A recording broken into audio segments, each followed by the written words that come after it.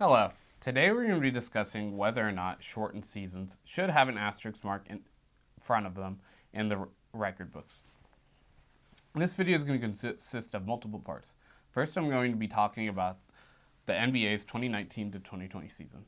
Then I'll be talking about the MLB's 2020 season. First, I'd like to discuss how many games are played in each season, what percentage of games they played of a usual season, what important things happened during the season, and whether it should count or not. I want you to know before this video starts that I do have some certain biases. I am a Los Angeles Lakers and a Los Angeles Dodgers fan. Both of these season's teams won the respective championships of each league at the end of the season.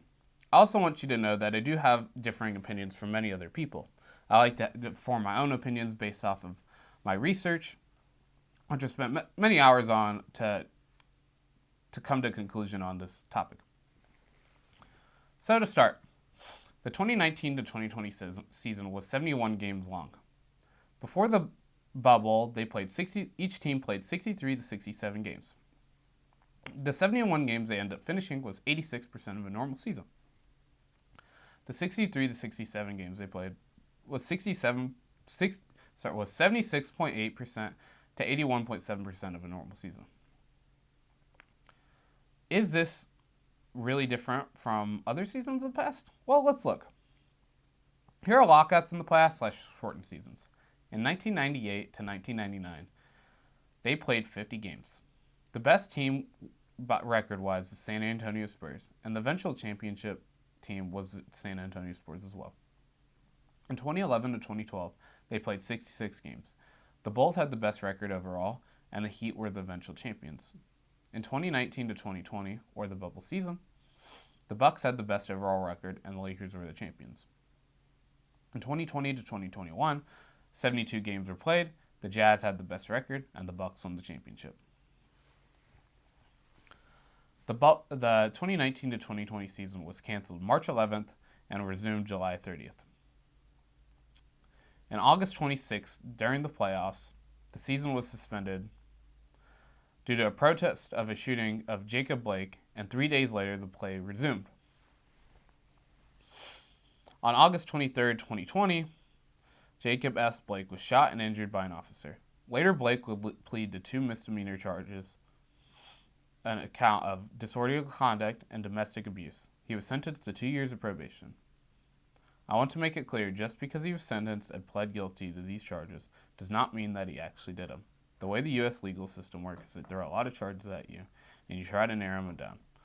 Perhaps he just narrowed them down because he didn't want to face the felony charges he was initially facing and just wanted to have the misdemeanor charges, since misdemeanor charges aren't too bad. Blake was later paralyzed for a short period of time, indicated by his father. In the first round, the Milwaukee Bucks against the Magic, they did not leave their locker room. Mere minutes before the game started, players on the Magic and Bucks staff members were not made aware of the boycott until play was supposed to start. If you remember watching this game on TV, I remember I was at my grandma's house. I was on her cable, and I'm trying to watch the Bucks and the Magic. I was like, this might be a decent series. The Bucks are going to win. If you recall watching this game, you're waiting, and then eventually the broadcast was like, hey, we're not playing. And I kind of just looked around at my brothers. I was like, what the heck, man? What? It was a very frustrating time. But yeah, that's why, if you didn't notice. No. The Bucks record before the bubble was 53-12. In the bubble, they were 8-10. They're also the first team out in the second round. So they're the first team to lose in the second round. Let's look at some factors that people will use to say that the bubble does not count. Shooting in the postseason. In 2019 to 2020, which was in the postseason, the league's true shooting was 57.4%. This is the highest in NBA history. The three-point percentage was 36%, the third highest in NBA history. This was behind the 2020-21 season and the 2016 to 2017 season. Other factors that affected players in the bubble were no travel time, no home court advantage, and no fan/large arenas. So, should these seasons count? I would say yes, they should. Here's why. They played 71 games, which is 86% of a normal season. It wasn't ideal, but it's nothing new. However, I do think 2 seasons should probably have an asterisk, which is the 1998 to 1999 season and the 2019 to 2020 season. These seasons, unlike any other teams, had a significant amount of games missed or a significant amount of time missed during the season. 50 games was not even close to any other time missed in NBA history. While the 63 to 67 games they played, followed by the rest of the 71 games being played in the bubble, had a large gap in time. The 2019-2020 season started on October 22nd, 2019, and finished October 11th, 2020. To this day, this is the longest NBA season in NBA history, and is not even close. I want to note that I do not believe an asterisk diminishes or takes away anything from these players. It just helps viewers in the future note that these seasons are different than the others. Not only were these seasons different, they were significantly different and disrupted by extenuating circumstances out of players and people's control. Well, I guess the lockout really wasn't. They could have, Now let's look at the 2020 MLB season. Before we do that, I do want to note, I do believe that the bubble is up for debate. I think you could put that in there with no asterisks, but I think it's a little bit ingenuous. I do think it absolutely counts. However, now let's look at the MLB. Not only does it count, should it have an asterisk? The MLB played 60 games, which is 37.03% of a full season. Usually the MLB plays 162 games. The best teams were in the American League were the Rays. They were 40-20. And in the National League, the Dodgers were 43-17. Let's look at the precedent. I guess the legal precedent for this is that, not actually legal, obviously, but it's happened 2 other times where 85% or less games are played in a season. In 1981, there was a player strike. There was 170 to 110 games played per team. That is 67.9% of a regular season. The eventual champions were the Los Angeles Dodgers. In 1994, there was a player strike. There's 112 to 117 games played. Who was the eventual champions? Well, there were no eventual champions. In 1981, the strike was from June 12th to July 31st. The season was split into 2 halves. Teams that won the first half and teams that won the second half had automatic postseason berths. No team that won the first half of a season won the second half. Why is that, you ask? Well, the results are already guaranteed. They were going where they wanted to go. Why try? The answer is you shouldn't. There were some controversies during the season. The Cardinals and Reds both had best overall records in their divisions. Neither of these teams ended up making the postseason. The Reds had the best overall record in baseball, yet they did not make the postseason. The Cardinals finished half a game out in their second half because the Expos played 1 more game than them.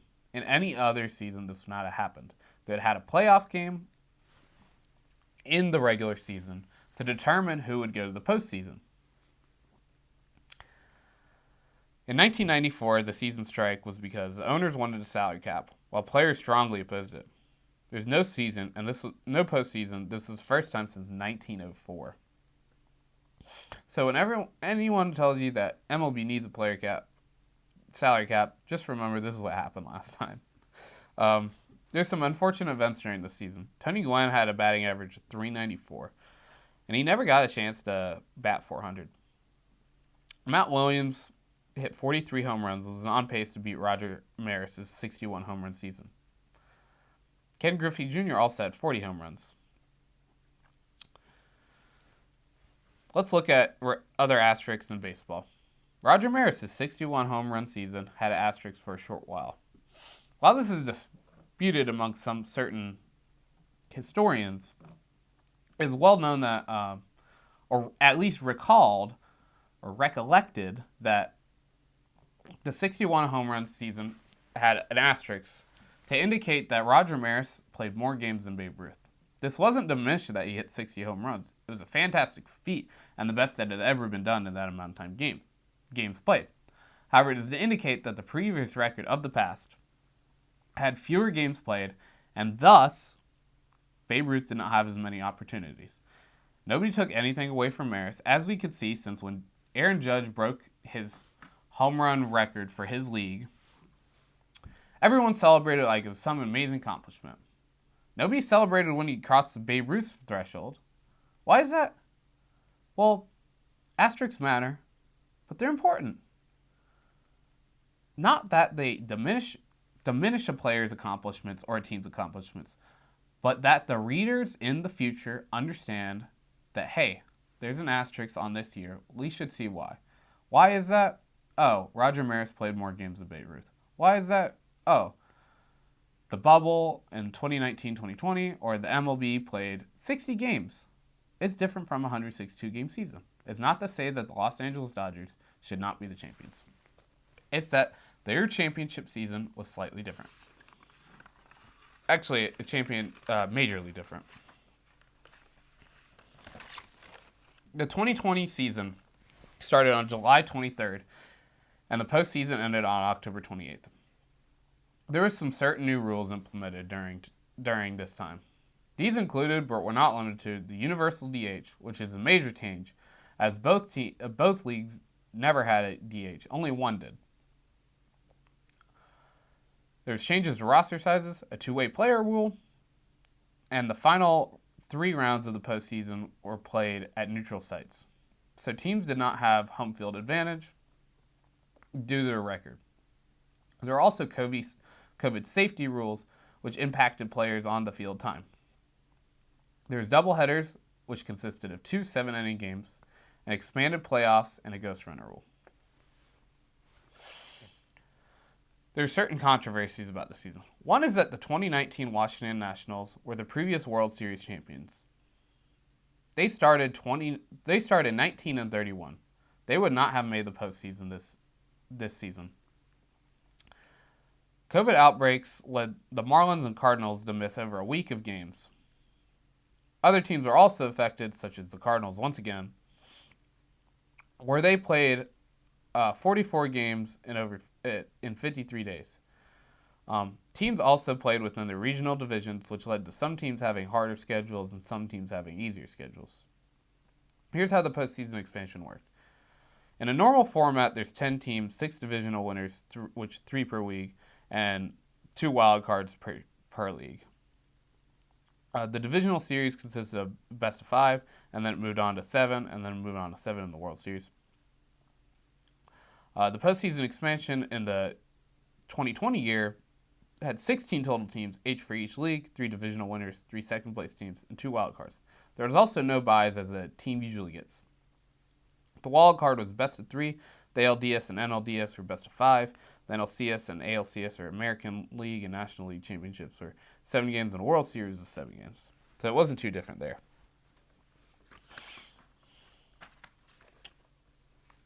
Here's some common talking points. Let me find. I'm so sorry. Here's some common talking points people have when you say that these seasons should have an asterisk on it. If everyone played in the same conditions, they had an equal chance to win. Is this true? Let's think to ourselves. The answer is obviously no. Anyone above like an elementary schooler could see that there's huge flaws in this argument. If everyone agreed to a dart throwing competition, and certain teams are better at throwing darts, then if you don't usually throw darts in your competition, or you usually throw darts a lot less, teams that throw darts better are going to have a better chance to win. It's not to say that the team that eventually won, even if they were good or bad at darts, is not the champion. It's to say that it's a different champion than usual. Or championship. It was played differently than normal. Another common talking point is, you're only saying it doesn't count because X team won. Fill in the blank for X. It could be you only don't saying it doesn't count because the Yankees won. You're only saying it doesn't count because the Dodgers won or the Lakers won. Well, I can say it's not true. Here's why. One, I'm a Lakers and Dodgers fan. So take that with what you will. And two, we have the power of the internet. Luckily, doing some research, I was like, let's see if this statement's true. The internet allows me to go back in time, see what articles people wrote about. One Yahoo Sports article asked certain writers what they think about the 2020 season before they even knew how many games were played.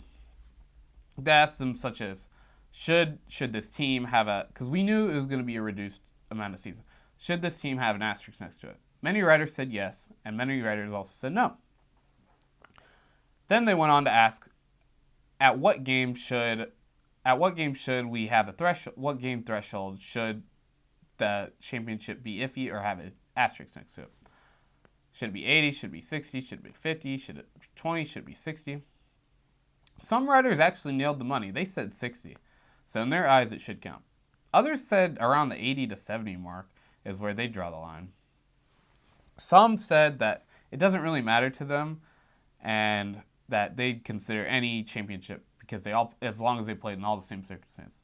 One writer even suggested that as long as a series of games are played and followed by a 7-game series with an eventual crowned champion, then that champion would be legitimate.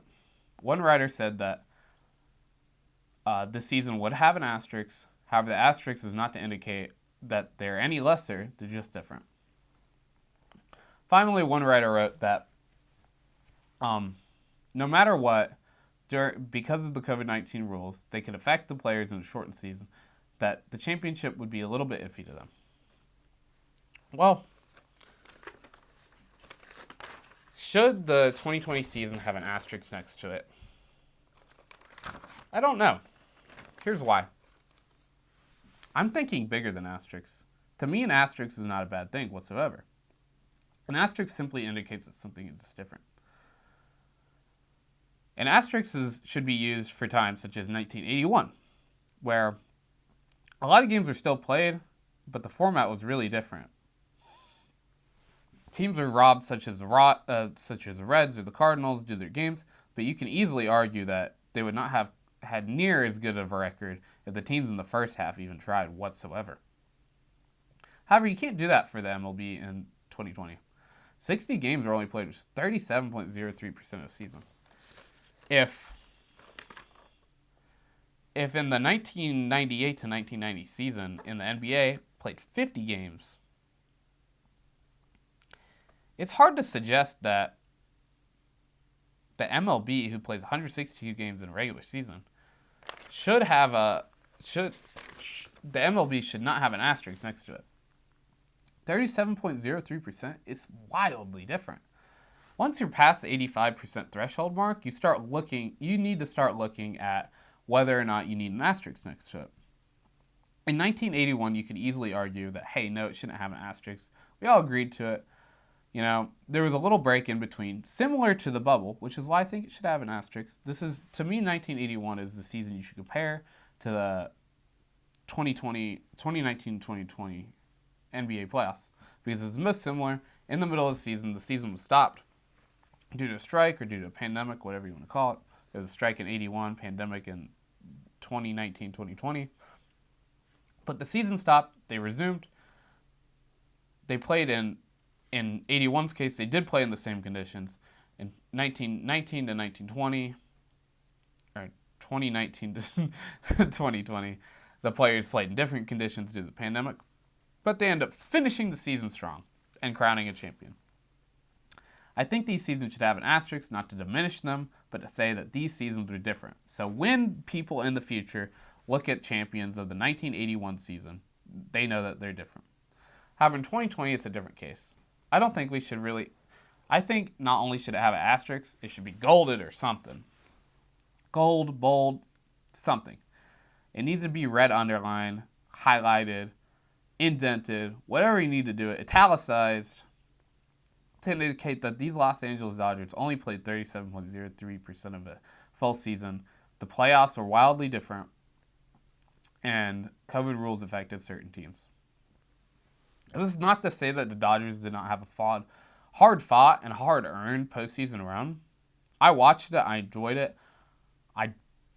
I hoped we were going to beat the Braves. I prayed we were going to beat the Braves. And we eventually did. And then we went on to face the Rays, which is actually my least favorite team of all time due to personal beef with them. I guess I could have a story time about that if you really want me to. But despite them playing the longest postseason ever, I don't think their win was entirely legitimate in 2020. It'll always come with a big but. In 1981, it'll have a small but next to it. I'll go, oh yeah, but 1981 they had that weird season where they did the half. So yeah. I'll leave you with this. Please remember that an asterisk does not mean anything negative. It just is used to indicate that a season is different from another. Think to yourself, if I played one game and agreed to it with another person or many other teams, and you took the first point of that game and crowned a champion, should it have an asterisk? You would say, heck yeah. Why is it any different from the NBA or the MLB? I don't think it is. I think if the rules of the game are vastly different, or the construction of a season is entirely different, it should at least have an asterisk next to it to indicate that this is different. The Dodgers ended up playing 2 games, 3 games, 7 games, and 6 games to win the World Series. Most amount ever. However, the season prior was not. Finally, I want people to understand that in baseball, really small factors change a lot of things. The stadium people play in affects the amount of offense and the amount of defense. The amount of games played affects the player's body. The MLB season is known for its gruelingly long season, which leads to a lot of injuries. And the Dodgers, a team I'm a fan of, are they have a lot of pitching injuries. Right now, they have a ton of pitching injuries. This helped them a lot. Yeah, but I'd like to know your guys' thoughts in the comments. I didn't script this video too well. I just had some notes. But let me know what you think, because while I think these are, besides the MLB season, I think these are legitimate champions. They should have an asterisk next to them. Should 2020 be legitimate, or should it just have an asterisk, or should it have none at all? I'd like to hear your thoughts. Bye. Oh, one more thing. Sorry, terrible outro. But think about it. When you talk about Freddie's MVP season, you always put a but before it, don't you? You do. One more thing. 1981. Raise your hand if you knew that it was a shortened season. I think a couple of people's hands are going to be raised. Raise your hand if you knew it was separated into 2 halves. A ton of hands are going to be raised. Why don't you know that? Well, because it doesn't have an asterisk in front of it. If it had an asterisk by it, you would have clicked. You would have clicked on the page and been like, oh, that's why. Would you have been like, oh, that doesn't count? Probably not. I think it would, yeah, for sure it counts. But yeah. So should awards from these seasons count? In 81 and 94, I do think awards should count. Here's why. Awards are subjective, and the best player doesn't always win them.